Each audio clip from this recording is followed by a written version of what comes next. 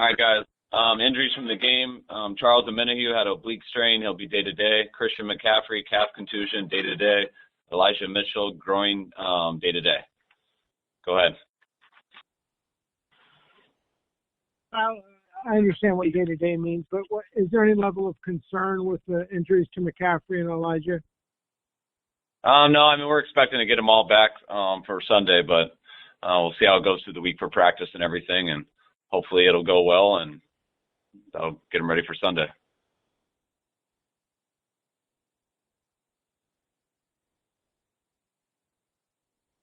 Kyle, was today a win Monday? What's that? Is today a win Monday or a quasi-win Monday? I've never heard someone call it a win Monday. I've heard victory Monday, Matt, but sorry. That's all right. Yes, it is a victory Monday. We've been doing a little bit more these last few weeks. We still have all the players review the game tape with the coaches, position coaches, but we're trying to get on to Philly as fast as we can and get ready for them.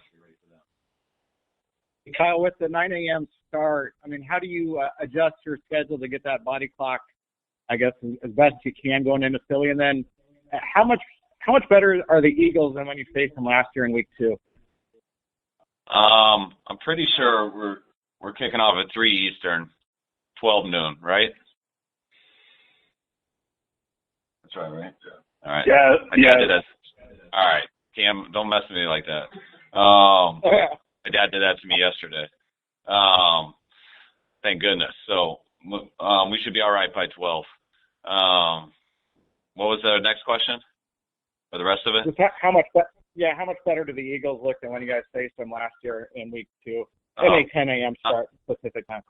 I mean, we just put yesterday's game to bed, but I mean, just seeing them across the league throughout the year and just watching a little bit that we've done here since last night.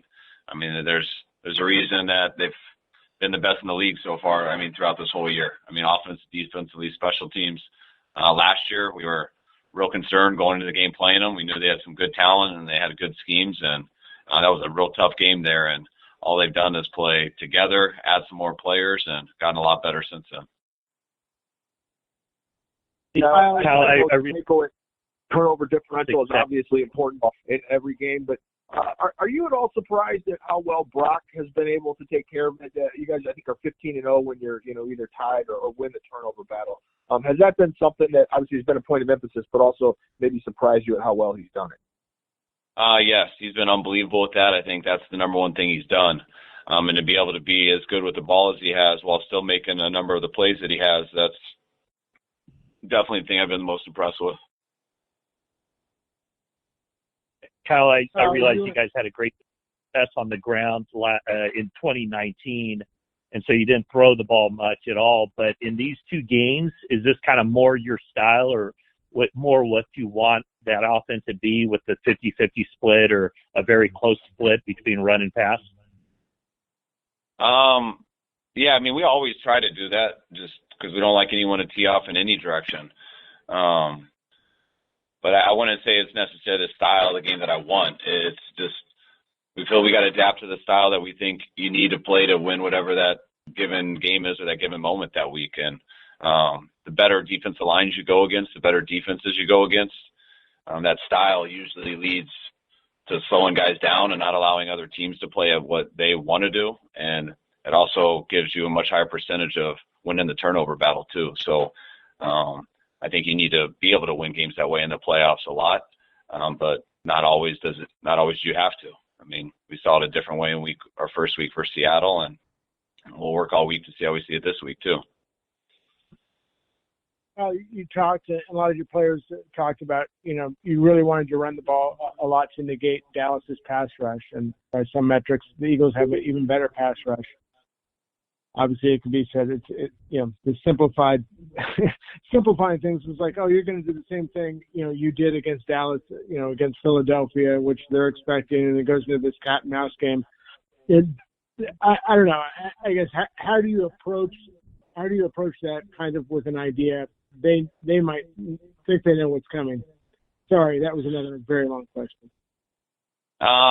Just that regardless of what our goal is and everything and what people think might coming, I mean, we always try to be 50-50 regardless, week in and week out. And no matter what you do in the span and certain moments in games, when it's all said and done, you hope that's where you're at. And so you always got to be able to do both. Even last night, I mean, the reason we were able to run the ball is because, you know, the whole team did some good things, but also because we made some big key third down throws. And we were good on third down. We made some real big important throws, and I thought we threw the ball real well, which probably better than we ran it, which allowed us to get all those runs.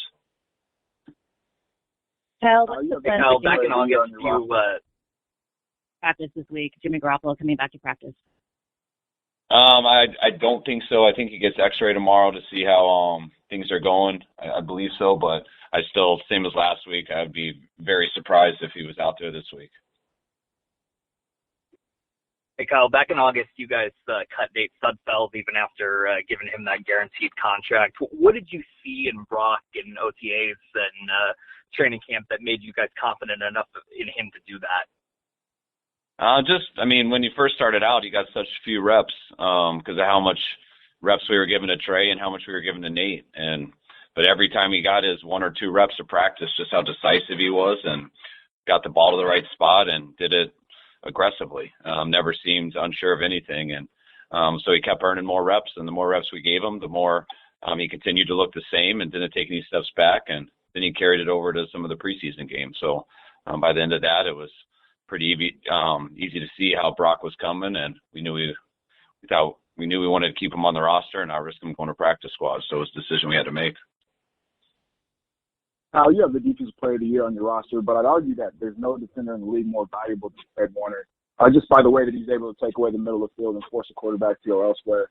It seems like it's second to none. And he's gotten his recognition over the past couple of years, but when did you realize that you had a special player on your hands? And then throughout your coaching career, when have you gone up against a second-level defender as valuable as Warner? Fred is as good of a player as there is in this league. I mean, his rookie year, we knew we had something special, just how he came in and was able to play so much for us and the pressure we put on him, calling the defense and stuff like that, and how he could handle it as a rookie like he was a 10-year vet. And then the second year is really when he took off, and you could see how special he was when he led us to the 8-0 start and the number 1 defense in the league. And there's some linebackers like that you go against in your career that just they're so good in zone coverages over the middle. You always had Kuechly and Sean Lee who were so good at it.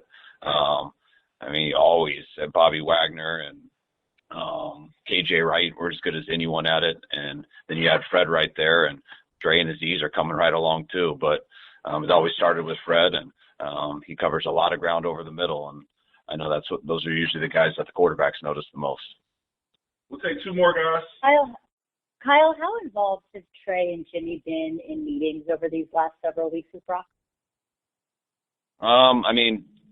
Jimmy's always doing his rehab and stuff and on a different schedule, but Trey hasn't missed one meeting, and he's in everything, and he's really doing an awesome job helping out Brock through all this stuff. Kyle, why did you go with Tyler Kroft instead? Why did you go with Ross Dwelly instead of Tyler Kroft at tight end? Just a lot of things that go into it, special teams, and just the type of game we thought it was going to be, and where to use our guys the most. So it's about as much as I could get into it. Go ahead, Brent. Last one. Kyle, what was Eric Armstead? Obviously, looked like he had a safety on Dak and pulled up because he was afraid of the penalty.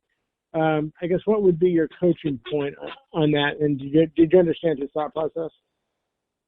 Yeah, I did. It's an unfortunate, tougher position than it looks to get caught in. And I think he thought Dak was going to throw it. So I think he was going in there with the mindset to get his hands up to try to tip it. And then Dak didn't and caught him off guard. And then he was afraid the position he was in, he was about to hit him high and get a penalty. So when you're approaching a quarterback, it's so hard for these guys to hit in the right target area and not get a penalty that you really got to approach it the right way. And I believe, without talking to him, just watching on film, he was approaching it to get his hands up to tip it, and then all of a sudden when he saw it wasn't that situation, he didn't want to get that 15-yard penalty, which I think somewhat gets him in an embarrassing spot, but that once I watch the tape, I can totally see why it happened, and that's just kind of the challenges these guys have.